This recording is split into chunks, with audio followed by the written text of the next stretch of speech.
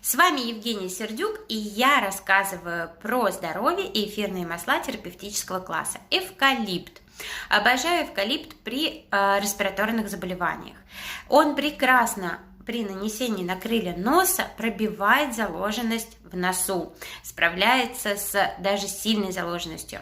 Очень люблю в чашечку с горячей водой пару капель эвкалипта под покрывало и подышать. Как раньше дышали над картошкой, только это моментальный эффект. Это не сравнить ни с какой картошкой. Здесь буквально за один день можно вылечить кашель, начинает отхаркиваться и, соответственно, прекрасно имеет эффект выздоровления.